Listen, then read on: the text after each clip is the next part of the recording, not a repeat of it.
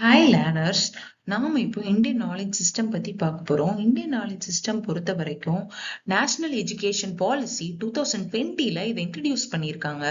Ancient டைம்ல இந்தியாவில் arts, science, philosophy, architecture, mathematics, astrology, medicine இந்த மாதிரி வேரியஸ் செக்டார்ஸ் பத்தி டீச் பண்ணாங்க. ஸோ அப்போ உள்ள நாலேஜும் இப்போ ப்ரெசண்டா நம்ம படிக்கிற கரிக்குலமும் மொத்தமா சேர்த்தோம் அப்படின்னா நமக்கு ஒரு நல்ல ஹோலிஸ்டிக்கா ஒரு நாலேஜ் கிடைக்கும் அப்படின்ற ஒரு ரீசனுக்காகவும், நம்மளோட கல்ச்சர் என்ன அப்படின்றத நமக்கு தெரிஞ்சுக்கிறதுக்காகவும், அண்ட் இந்திய லெவல்ல என்ன ஃபாலோ பண்ணாங்க அப்படின்றத நமக்கு தெரிஞ்சுக்கிட்டா நம்ம இப்போ உள்ள ப்ராப்ளம் சால்வ் பண்றதுக்கு நமக்கு ரொம்பவே ஹெல்ப்ஃபுல்லா இருக்கும். அது இந்தியா லெவல்ல மட்டும் இல்லாம வேர்ல்ட் லெவல்லையுமே அந்த ப்ராப்ளம சால்வ் பண்றதுக்கு நமக்கு ரொம்ப ஹெல்ப்ஃபுல்லா இருக்கும். அப்படின்றதுனால இந்தியன் நாலேஜ் சிஸ்டம் அப்படின்னு ஒரு கரிக்குலமை இன்ட்ரடியூஸ் பண்ணாங்க. Thoughts in ancient India. So ரெண்டு கிரேட் எபிக் இருக்கு இந்தியாவில். ஒன்னு ராமாயணா, இன்னொன்னு மகாபாரதா. ராமாயணாவில் மெயின் கேரக்டர்ஸ் யாரு அப்படின்னா ராமா, ஹனுமான் அண்ட் ராவணா. ராமாவோட ஒய்ஃப் சீதா, அவங்கள ராவணா ஸ்ரீலங்கா தூக்கிட்டு போயிருவாங்க. ஸோ அவங்கள எப்படி ராமா மீட்டு கொண்டு வர்றாங்க அப்படின்றதா இந்த ஸ்டோரி. அண்ட் ராமாவுக்கு ஹெல்ப் பண்ணது யார் அப்படின்னா ஹனுமன். ஸோ ராமா என்னதான் ஒரு ஒரு கிரேட் கிங்கா இருந்தாலும் அவர் நாடு இல்லாம காட்டுல கஷ்டப்படும் போச்சுலையும் அவர்கிட்ட ஒரு வெல்த்துமே இல்லை. இருந்தாலும் அவர் லீடர்ஷிப் குவாலிட்டியில ரொம்பவே பெஸ்டா இருந்தாரு. அண்ட் அவருக்குன்னு ஒரு டீமை அவர் ஃபார்ம் பண்ணாரு. அண்ட் ராவணா கிட்ட இருந்து சீதாவை மீட்டு வர்றதுக்காக அவர் பிளான் பண்ணாரு. அண்ட் அதை நல்லாவே ஆர்கனைஸ் பண்ணி வெல் எக்ஸிக்யூட் பண்ணி சீதாவை ரெஸ்கியூ பண்ணி கொண்டு வந்தாரு. ஸோ இதனால ராமாவோட லீடர்ஷிப் குவாலிட்டிஸ் அண்ட் அவரோட பிளானிங், ஆர்கனைசிங், டீம் பில்டிங் இதெல்லாம் நம்ம நல்லாவே தெரிஞ்சுக்கலாம். அதுக்கு ராமாயணம் ரொம்ப ஹெல்ப் பண்ணுது. அண்ட் ஹனுமான் பொறுத்த வரைக்கும் அவரு ராமாவுக்கு ஹெல்ப் பண்ணாரு சீதாவை கண்டுபிடிக்கிறதுக்கு. ஸோ ஒரு டைம்ல சீதாவை கண்டுபிடிக்கவே முடியாது அப்படின்ற மாதிரி அவர் டிமோட்டிவேட்டடா ஃபீல் பண்ணாரு. இருந்தாலும் அவர் ராமா அவரை நம்பி இந்த வேலையை ஒப்படைச்சிருக்கிறாரு அப்படின்னு அவரே மோட்டிவேட் பண்ணி, அண்ட் ஒரு ப்ராப்ளம் அப்படின்னா நம்ம எப்படி ஸ்மார்ட்டா திங்க் பண்ணா அதுல இருந்து வெளியில வரலாம் அப்படின்ற மாதிரி திங்க் பண்ணக்கூடிய அந்த சாதுரியமான கெப்பாசிட்டியும் அவர்கிட்ட இருக்கும். ரொம்ப ஆனஸ்டாவும் டெடிகேட்டடாவும் அந்த ஒர்க்கை செஞ்சாரு. ஸோ ஹனுமான் கிட்ட இருந்து நம்ம மோட்டிவேஷன், டெடிகேஷன், ஸ்ட்ராட்டஜிக் திங்கிங் இதெல்லாம் கத்துக்கலாம். அண்ட் இந்த என்டையர் மிஷன் என்ன அப்படின்னா நம்ம ராவணாவை டிஃபீட் பண்ணணும். அண்ட் ராவணாவை டிஃபீட் பண்ண விதத்திலையுமே ராமா எத்திக்கலா இருந்தாரு. எத்திக்கலா இந்த சென்ஸ், லாஸ்ட் யுத்தம் நடக்கும் போச்சுல ராவணா கையில ஒரு ஆயுதமுமே இல்லை. ஸோ ராமா அவர்கிட்ட ஃபைட் பண்ணல. கிட்ட ராமா சொன்னாரு, நீ இன்னைக்கு போயிட்டு நாளைக்கு வா அப்படின்னு மாதிரி சொன்னாரு. ஸோ ஒரு எத்திக்ஸ் மெயின்டைன் பண்ணாரு. அவரோட லீடர்ஷிப் ரொம்பவே நல்லா இருக்கும். அண்ட் அவருக்கு இருந்த ஒரு விஷனுமே ஒரு ரொம்ப ஒரு தெளிவான விஷன் இருந்தது. அண்ட் ராமாயணா பொறுத்த வரைக்கும் நமக்கு ஸ்வாட் அனாலிசிஸ் கிளியரா தெரியும். ஸ்வாட் அப்படின்னா strength, weakness, opportunities and threads. So இது ஸ்ட்ரென்த் அண்ட் வீக்னஸ் நம்ம டீம் பத்தி நமக்கு தெரிஞ்சிருக்கணும். அண்ட் எதிரி அந்த காம்படிட்டர்ஸ் பத்தியும் தெரிஞ்சுக்கணும். அண்ட் ஆப்பர்ச்சுனிட்டிஸ் அண்ட் த்ரெட் நம்மளோட ஆப்பர்ச்சுனிட்டியும் தெரிஞ்சிருக்கணும். அண்ட் வேற என்னெல்லாம் த்ரெட்ஸ் இருக்கும் அப்படின்றதுமே நமக்கு தெரிஞ்சிருக்கணும். தெரிஞ்சிருந்தா நம்மளால நம்ம கம்பெனி நல்லா கிளியரா வழி நடத்த முடியும். அண்ட் நமக்கு ஏதாவது பிரச்சனை வந்தது அப்படின்னா அதை எப்படி நம்ம மேனேஜ் பண்றோம், டிசிஷன் மேக்கிங் எப்படி எடுக்கணும், எந்த ஒரு இக்கட்டான சூழ்நிலையில இருந்தாலுமே நம்ம எத்திக்கல் வேல்யூவை கைவிடக்கூடாது இப்படின்றத நமக்கு ராமாயணா சொல்லி தருது. அடுத்தது பகவத்கீதா. பகவத்கீதா மகாபாரதாவுல ஒரு பாட்டு கிருஷ்ணாவ அர்ஜுனாவுக்கு இதை உபதேசம் பண்றாரு. அர்ஜுனா ரொம்ப வருத்தப்படுறாரு. சோ நான் யாரை எதிர்த்து சண்டை போடுறேன், எல்லாருமே ரிலேட்டிவ்ஸ் தான்.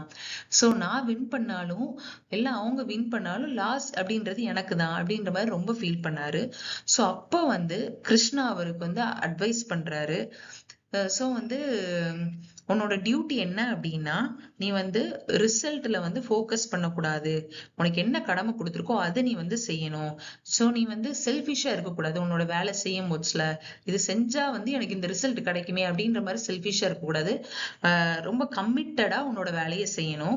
அண்ட் வந்து ஒரு எத்திக்கோட வந்து நீ உன் வேலையை செய்யணும். இருக்கிற ரிசோர்சஸை வந்து நான் வைஸா யூஸ் பண்ணும். கிருஷ்ணா கிட்ட வந்து அர்ஜுனா துரியோதனா 2 பேரும் பேசுறதுக்காக போவாங்க. அப்போ வந்து கிருஷ்ணா சொல்லுவாரு, உங்களுக்கு 2 ஆப்ஷன் தான். ஒரு சைடு நான் இருப்பேன், இன்னொரு சைடு வந்து என்னோட ஆர்மி இருக்கும். என்னோட ஆர்மி வந்து ஃபைட் பண்ணுவாங்க. அண்ட் நான் வந்து யாரு கூடயும் ஃபைட் பண்ண மாட்டேன். உங்களுக்கு நான் வேணுமா ஆர்மி வேணுமா டிசைட் பண்ணுங்க அப்படி சொல்லுவாரு. சோ அப்போ அர்ஜுனா வந்து கிருஷ்ணாவை சூஸ் பண்ணுவாரு, துரியோதனா வந்து ஆர்மியை சூஸ் பண்ணுவாரு. பிகாஸ் துரியோதனா நினைச்சாரு நிறைய பேர் இருக்காங்க, அதனால நமக்கு வந்து கண்டிப்பா வந்து நம்ம தான் வின் பண்ணுவோம் அப்படின்னு. ஆனா அர்ஜுனா நினைச்சாரு நம்ம கிட்ட கிருஷ்ணா இருந்தா நம்ம தான் வின் பண்ணுவோம் அப்படின்னு. சோ அது மாதிரி ரிசோர்சஸ் வந்து நம்ம கிட்ட என்ன ரிசோர்சஸ் இருக்குதோ அதை வந்து நம்ம வாய்ஸா வந்து சூஸ் பண்ணணும். அதுக்கப்புறம் வந்து நம்ம வந்து மித்தவங்களை மேனேஜ் பண்றோம் அப்படின்னா முதல்ல நமக்கு நம்மள வந்து மேனேஜ் பண்ண தெரியணும். நம்மளோட ஆங்கரா இருக்கட்டும், ஈகோவா இருக்கட்டும், அதை வந்து நம்ம வந்து தெளிவா மேனேஜ் பண்ணணும்.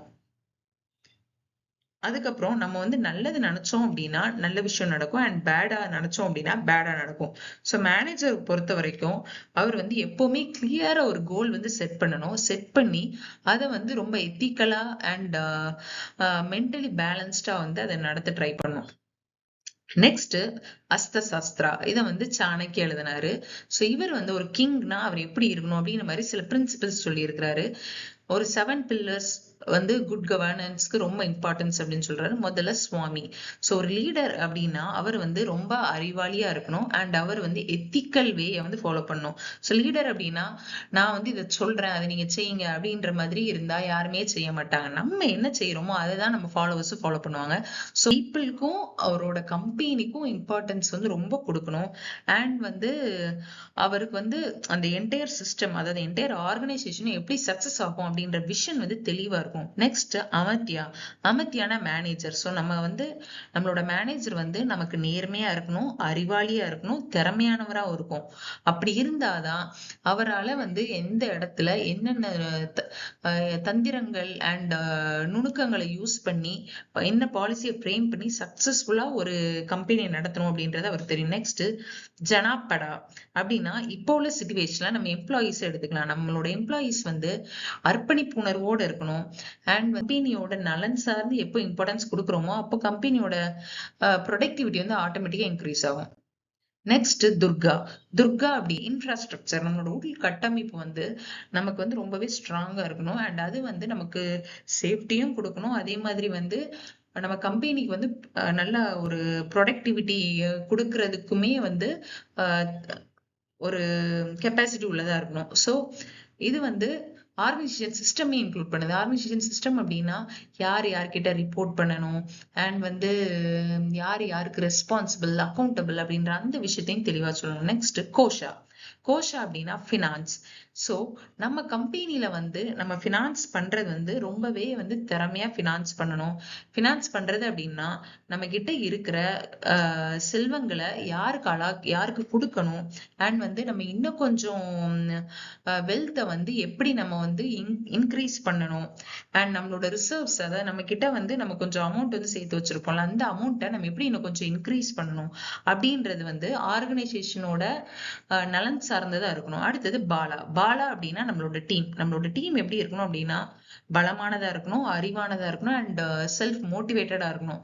அந்த டீமுக்கு வந்து அப்ஜெக்டிவ் அச்சீவ் பண்றதுக்கு ஸ்ட்ரென்த் இருக்கணும்.